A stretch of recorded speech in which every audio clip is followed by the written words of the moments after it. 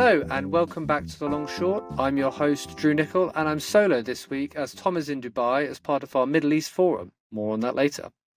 This week, we're exploring a topic close to my heart as a former financial journalist, and that's the evolving relationship between the media and hedge fund managers. From front-page headlines to best-selling books and hit TV shows, hedge funds have long captured public fascination.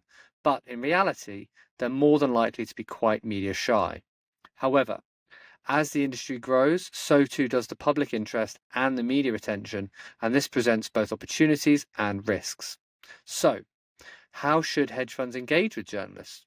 What makes a story about hedge funds newsworthy? How can firms build productive media relationships whilst avoiding common pitfalls?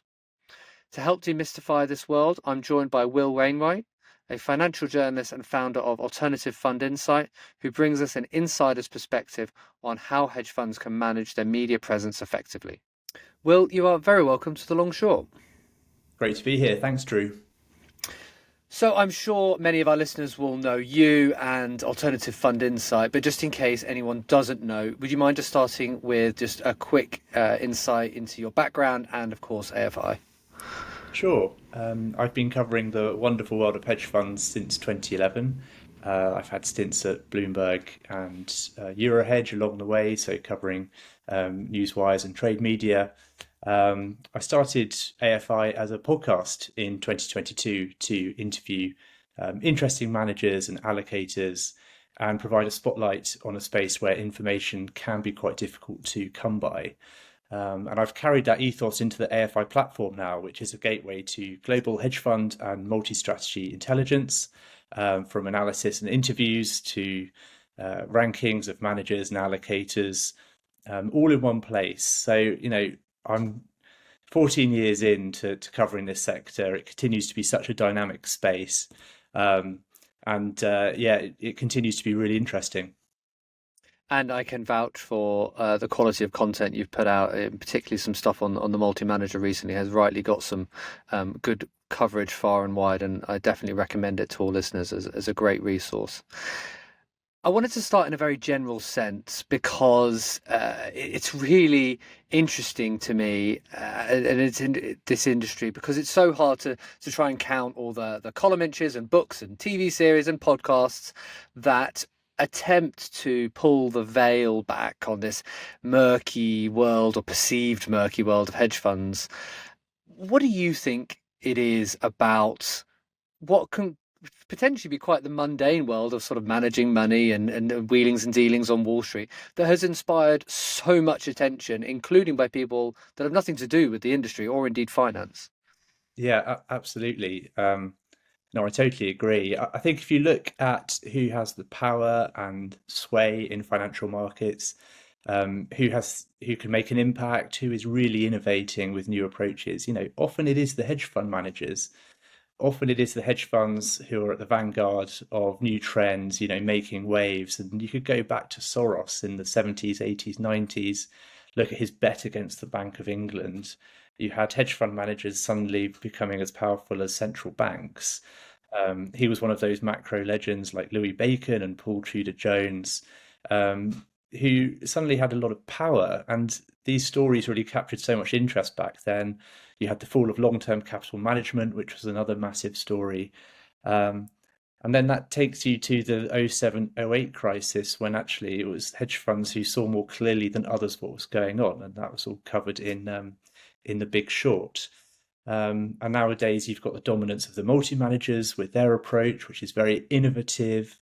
It's been so successful.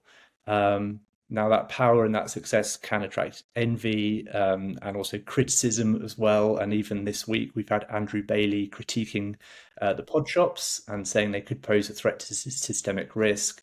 There's been a lot of focus on the fees they charge. But I think all of that just highlights the level of interest in the space, which definitely isn't going anywhere because we seem to be on the cusp of a new growth phase. And you touched on the proliferation of media interest in this space, and notwithstanding yourself, it seems like the media interest is only growing in alternative investments, and especially as new asset classes come to the fore. And In fact, I would say that more broadly, financial journalism is probably one of the few areas of the traditional media industry that's still growing. And in some ways, it's quite heartening to see that places are still hiring and growing, and there are new launches. And would you agree with that? And that it does seem to be getting busier and busier. Are you feeling slightly crowded now compared to 2011 or when you launched AFI? And maybe as a second question, how do you think hedge funds are or should react to this increasingly severe spotlight on their work? Well, I think it's severe. I think it can also be positive as well. Yes, there's been this huge increase in alternatives, but I think the fact is a lot of that came after the financial crisis, and in the 2010s, it was the rise of private equity, which grew astronomically. It was seeing huge inflows that hedge funds simply weren't seeing. The major hedge fund growth phase really had been in the first decade of the century, and then in the last few years, there's been this renewed growth again. So I think from the hedge fund perspective, historically they were very media shy, and it's almost like they could afford to be. Because they were attracting all this money in the wake of their success in the 90s and early noughties. All the money was going into the space, but that just wasn't the case in the decade after the financial crisis. So I think performance was weaker at that time. You had private asset strategies growing, you had crypto coming into the mix, you had other strategies coming in. And I think now hedge funds simply have to be more engaged or they get a little bit left behind. So I think that has led to more engagement in the space. I would also say that, post '08, you saw pension funds replacing high net worths and family offices as the main source of inflows into space. So that brings new transparency requirements on hedge funds. It's certainly still some way short of, a very open space. But you have more LinkedIn posts from hedge fund managers. You have Dimitri Baliasny doing podcast interviews. You have hedge funds hosting the media for briefing sessions, all of that kind of thing. There is definitely more engagement. But yeah, it's not totally open, and I don't think investors would want it to be, given how competitive the hedge fund industry is. And so, journalistically, then, maybe I should have started with this question, but what is it to you, at least, that makes a hedge fund story interesting or newsworthy? And has that changed at all in the sort of decade plus that you've been in the space? I mean, the essentials of it probably haven't changed too much. On a day-to-day level, you've got your launches and people moves, the strategy and performance stories, and they will be interesting to anyone who's operating in the space. If you look at the big picture stories and analysis, I think the key there is innovation in terms of, who is mixing things up with a new approach, whether it's over their strategy or their fee structure. Other stories I quite like are where you have events which kind of crystallize an industry trend. And a couple of examples this year could be the deal between Lighthouse and Fortress. So bringing their multi-strategy units together, that shows how these firms really need scale to compete, and size is so important. And then you had InnoCap and Ardia with their deal, which highlighted the increased use of managed accounts. So I think those kinds of stories are interesting. And then, big picture stories, there's such a focus now on benchmarking. You've got firms like Pivotal Path, which have been focused on this and looking at whether composite returns have been underreported over the years. Those major trend pieces are really interesting because I think they set the agenda for what comes next. Yeah, I mean, of course, you're absolutely right that the primary, if you were to sort of do a quick Google scan or what have you of news, the most of it would be capital flows and of course the performance quarterly and otherwise that gets out there. Everyone's always extremely interested in that. And then I guess you've got the sort of other side of the news angle, which is the slightly more gossipy pieces around the high profile names. Obviously you've got the big names above the door of the major shops, and then top traders that might get poached or move around or sort of open new offices. And something as well we've seen is the geographic spread of alternatives and new regions that are seeking to get a slice of the action. But beyond those sort of macro trends or sort of the bread and butter journalism, And again, I'm thinking about this from the point of view of someone who might be at a hedge fund manager looking to get some media attention, but Hmm. potentially not wanting to say too much on those key themes. Is there anything else that they might look to put out there in order to get your attention or someone? And I definitely think your point about innovation there is maybe one angle.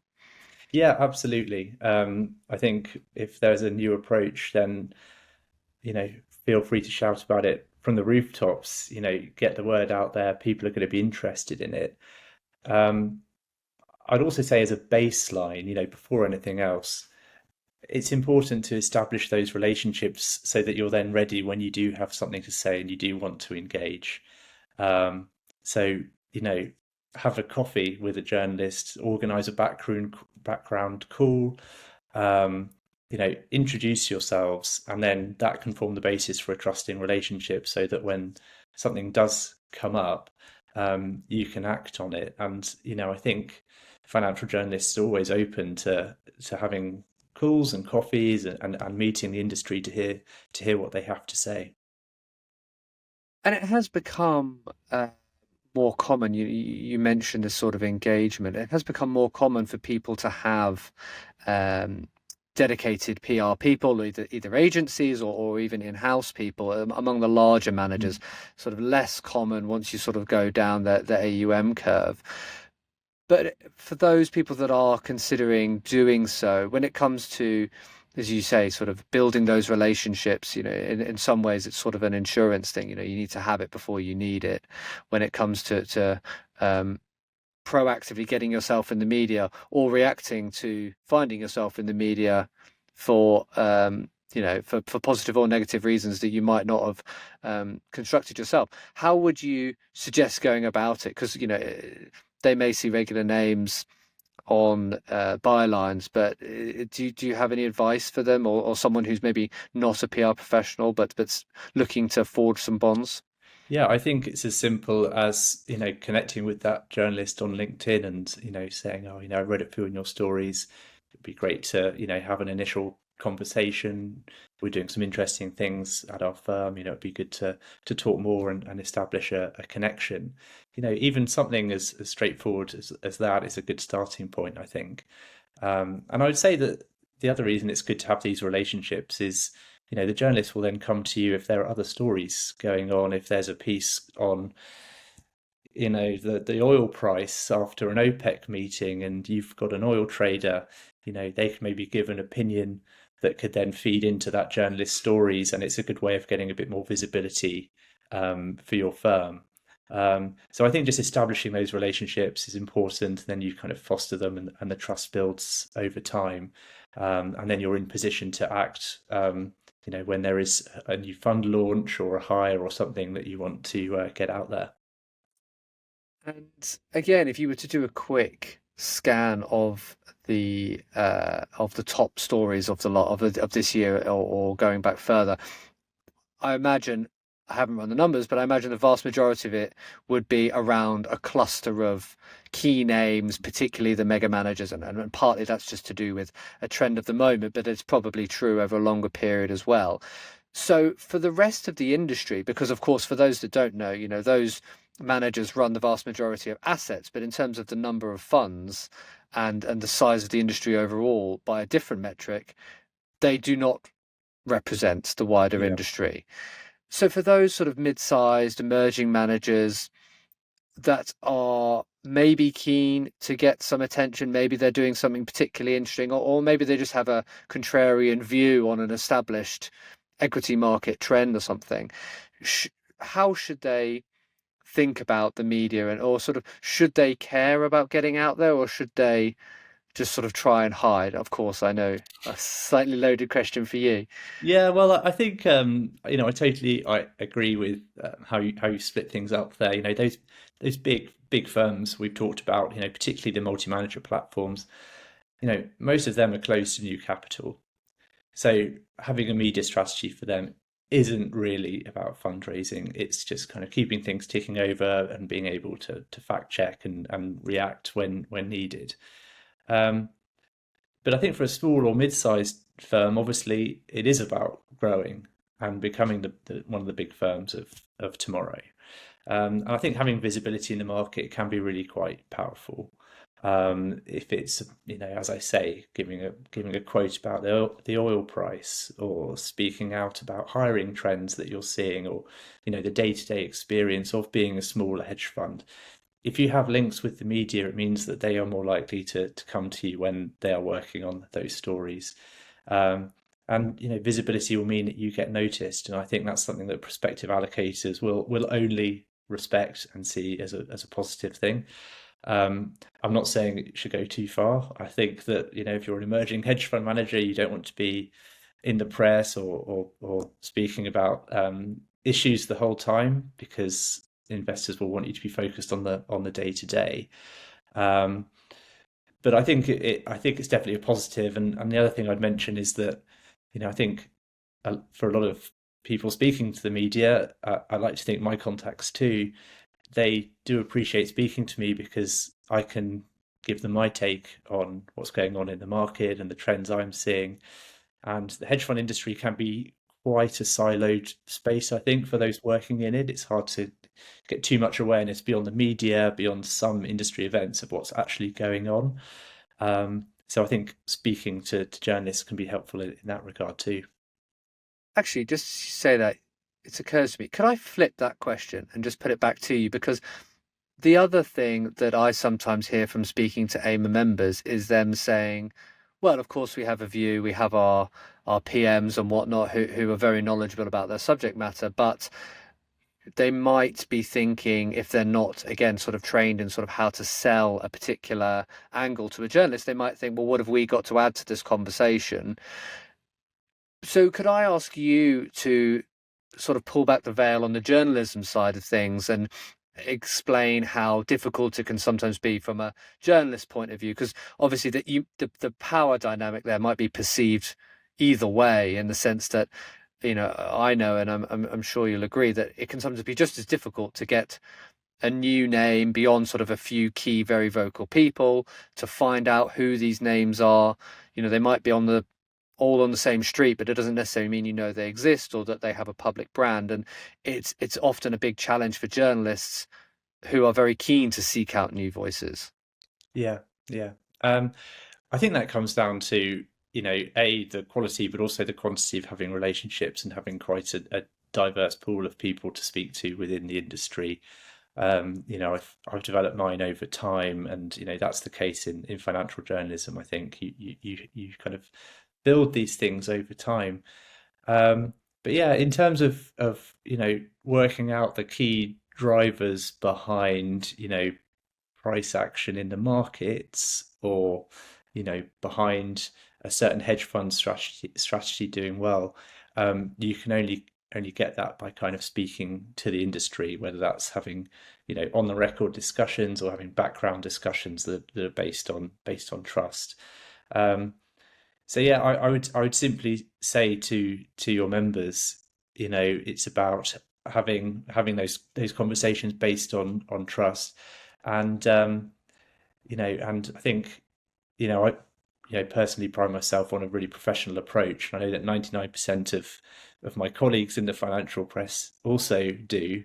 And if someone has a bad interaction, that they're not going to be willing to speak to you or your organization, or your media organization again. So I think it's important to build up that trust and reputation.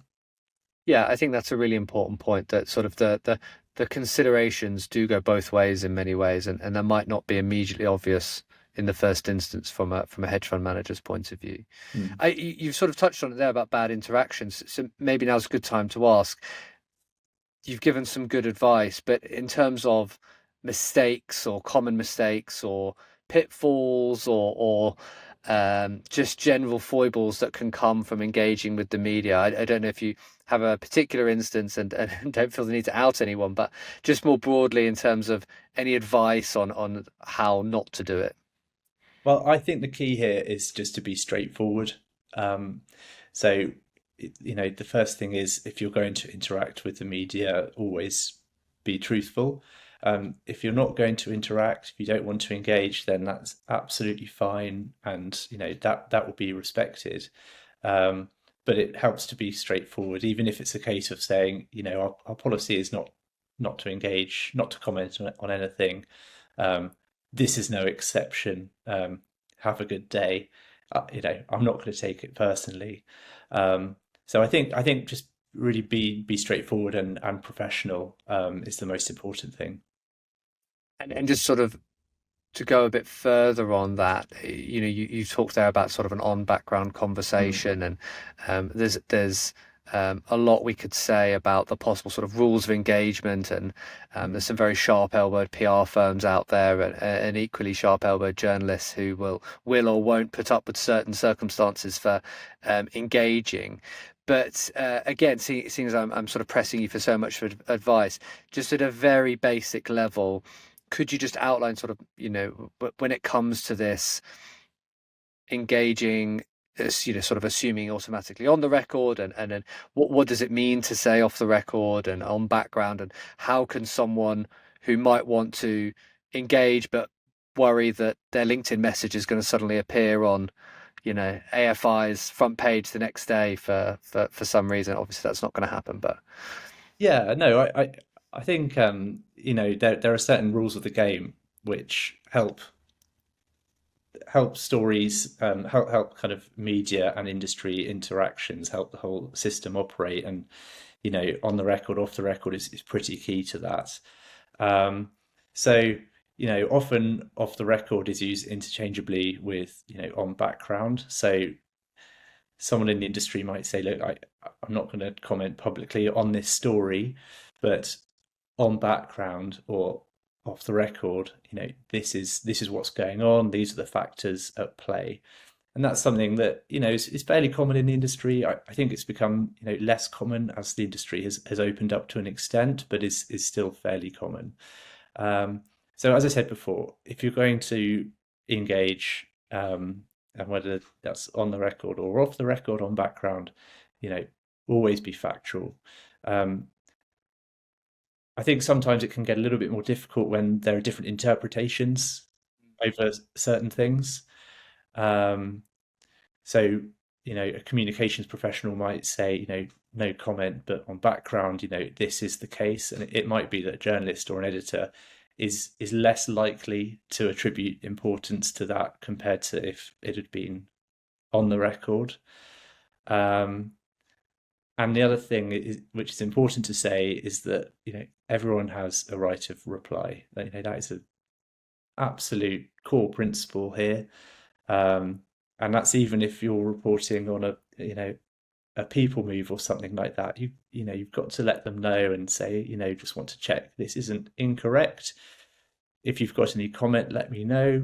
That's probably not going to be the case, and that's true from stories as small as people moves to bigger and more controversial stories where the person who's in the story will need to have more time to prepare, or to provide a response. But that's absolutely fundamental, and I think you can, for those of your members who are dealing with journalists, if they're not giving you that right of reply and they surprise you with what suddenly appears in the print, then that's not a great sign. yes, and actually, I wanted to bring up something you mentioned earlier around this more sort of gossipy side of the media, which is certainly present in many other aspects of journalism, but is a sort of fairly core aspect of this one as well. Even if it's just people moves, but there are a lot of documents, investor letters, and other things that do get leaked as well, and that leads to all sorts of coverage. And it would be good to know, and again, just to sort of hear it in your words, a journalist, sorry, not a journalist, a reader would potentially see a story that's had a leaked document, and if they've listened to those podcasts or watched those TV series that we were talking about before, they may have an image of sort of a late night hotel lobby over whiskies and brown paper envelopes being passed under doorsteps or what have you. In reality, I imagine it's often just an email more often than not. But when it comes to dealing with leaked sources or unverified gossip or intel that you may receive, and I guess I'm asking you to speak for sort of the industry more broadly here when it comes to best practices, how does a journalist tend to go about verifying those sources that are based on anonymous information or leaked documents or what have you? Yeah. So I think from the journalist perspective, guiding mantra in my career, and I think for professional journalists in general, is double sourcing. Um, so, if you get past something, um, you there have to be a lot of steps to go through before that gets near publication. The information in it has to be backed up elsewhere by a separate source. I think a journalist has to be really skeptical about why that information has been provided. What is the motivation for that? Um, so yeah, I think it's about being very, very professional and thorough. I think single source stories are okay if they're more vanilla and day to day, and if you have a track record of relying on someone. But anything that's vaguely controversial, you really need to back it up strongly elsewhere before you take it to the parties involved, I think, or you just don't have credibility.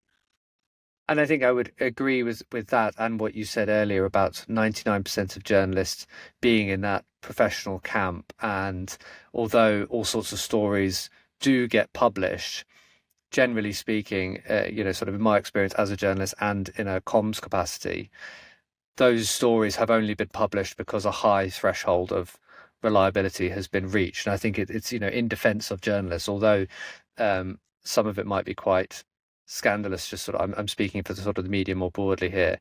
Although mistakes do happen, generally speaking, it's not just a case that someone has heard something on the grapevine at a drinks reception and then gone home and immediately typed it up and it's gone out on the front page the next day, which I do think some people outside the industry sort of have that perception sometimes that, Yeah. one document or one little tidbit has turned into a massive thing that's outside, that's sort of been taken and run with. And I think it's important to remember as well that, in those rare cases where, you know, something is wrongly, an incorrect fact is reported in the final story, or if someone is misquoted or that kind of thing, then, the firm involved has every right to let the media organization know, and that media organization should then update their story to reflect. And hopefully that doesn't happen too much because there's a process involved prior to publication. But I think in terms of rights, that's an absolutely core one. Misinformation will be corrected. And you're probably not revealing any secrets here too much, but you were talking there about the on-background conversations, and there's it's a little bit of an iceberg situation where there's a lot more conversations going on behind the scenes than what might get published. Would you mind again I asked this for someone who might be not particularly aware of the facts that it's not just a case that everything you say then becomes a quote. There is a bit of a dialogue, a bit of a back and forth about verifying facts, but also just giving the opportunity to express yourself if you've stated it Yeah. as an on the background thing. Would you mind just explaining, when you see a story where there's all sorts of details and it's a long piece about the inner workings of some firm, a hedge fund or otherwise, but then it ends with X company has declined to comment. That might be a bit confusing for people about how all those details have come about, and obviously a large part of that is, I guess, background briefing. Yeah, I think this is an important element of the rules of the game, really, in that um, anything key facts that are to be included in a story need to be put to the subject of the story in advance. Um, and it doesn't mean the whole article, and journalists aren't going to be sending over the whole article as written out prior to publication, because then that throws up a series of other challenges. But absolutely, all of the key facts, the subject of the article should be made aware of them and be allowed to, you know, correct any, prior to publication. And, in terms of background briefing, it may be that they just have a look and they just decide not to engage, but they can't see anything that's incorrect. Or they may say, look, you've got this, but on background XYZ is probably, a fairer interpretation. And then there's a bit of a kind of negotiation that goes on. So when you see no comment at the end of a story, it doesn't mean there's always been some level of interaction, but there may well have been. And so I think, so sort of summing up a few of these points, then it really comes down to having that dialogue, having, comms channels open to sort of key journalists, preferably before you become the story in some capacity, but then also feeling that you do have the option of engaging back and forth as part of that story. And, in the unlikely chance that something is wrong, or if you feel that you have been misquoted in some way, then that dialogue continues. But I guess to sort of somewhat contradicts my earlier point, a bit of advice I would give is to not take too much, even if you do know that journalist well, and a very sort of approachable person like yourself, would be not to assume too much on the part of the journalist in terms of the liberties of revising your quote, going back, sort of treating it as like a writing exercise where you get to go back over several days and refine your point, because that will not make you a good source or endear you to journalists if Yeah, you're. probably won't make you too popular. But yeah, no, absolutely. And I think for a lot of your members, there will be a bit of a feeling that the media is something that they ultimately can't control, and a bit of a wariness there. But I do think the media by and large is very professional, and it's about building trust and working out kind of how things work. And also, just looking at what a journalist has written in the past, and that what they're interested in, what their key themes are. That will give you a better sense than anything else about what they'd be interested in if they were writing about your firm. And a lot of the time it'll show they're just looking for what's going on in the industry to cast a bit more light for the market on the direction that the hedge fund industry is taking, and which strategies are working, which aren't working, what are the operational and regulatory factors at play, all of that stuff. So I think for firms to do their research and look at what different journalists and different media organizations are working on is a great first step. And one final thing I just wanted to raise with you was around the distinction between the trade press and the daily newspapers, or the the big Bloombergs of this world. In terms of, I guess in one sense you can say that the rules are the same, and that a journalist is a journalist at the end of the day, and they will all have their standards and rules and practices, and adhere to the rules of engagement as you outline them. But would you say that if someone was just starting out, or sort of looking to build their first relationships, that maybe the trade press might be a good place to start? Yeah, definitely. For a couple of reasons, I think trade media journalists are going to have a really good understanding of what's going on, have their ear quite close to the ground, so be quite helpful in terms of discussing market trends with you on a background basis. So I think both sides would get a lot out of it. You're probably also more likely to be quoted in the trade press, as they're putting out a greater volume of kind of day-to-day material on what's going on. Whereas those big flagship places that you mentioned will have a high bar for stories and might have to fit into a broader financial context. So yeah, absolutely. And I would add, I'm always looking to hear from people. You can send me a message and connect on LinkedIn, or drop me an email. Always looking to make connections with people, and if any of your members want to talk about what we've discussed today, very, very happy to do so. And I should say, as a final note as well, to any AIMA members listening, we do actually have a guide to public relations for people who are either just starting out in this world, or maybe dealing with media engagement alongside other responsibilities, and need some helpful tips on sort of do's and don'ts. And we expand on a couple of the points we raised there, and also have some more disclaimers on how to sort of manage certain risks, and make sure you're putting yourself out there in a correct way, because of course this is only just sort of conjecture and not direct advice from us on going out there and meeting journalists on the hoof. But Will, I say, is there anything you're working on in particular? Is there anything you want to give a shout out for? Maybe someone will ears will perk up. Yeah, I think, my priorities at the moment are, I've been doing a lot on multi-strategy. So we're putting out special editions, multi-strategy intelligence, which are rounding up all of our content on that space, which is getting a lot of interest. And also allocator trends. I think it's so important to look at who has the power in the allocator world, who's looking to step up their activity, etc. Um, so all of those things, along with the AFI podcasts, so we're well into our second season now, interviewing managers and allocators. So it'd be great for members to check out all of that. And where can they find you? So Alternative Fund Insight is on Apple and Spotify and all of those podcast places. And alternativefundinsight.com is the platform. So have a little look around. Any questions at all, drop me an email, will@alternativefundinsight.com, or connect on LinkedIn. It'd be great to hear. Well, thank you, Will. As I say, it's really, really useful just to hear from someone such as yourself who's got so much experience and provides some really, really useful context to people. And I hope people do consider at least the possibilities of engaging with the media, where appropriate and in the proper way. Thank you so much for joining us on The Long Short. Cheers, Drew. Much appreciated.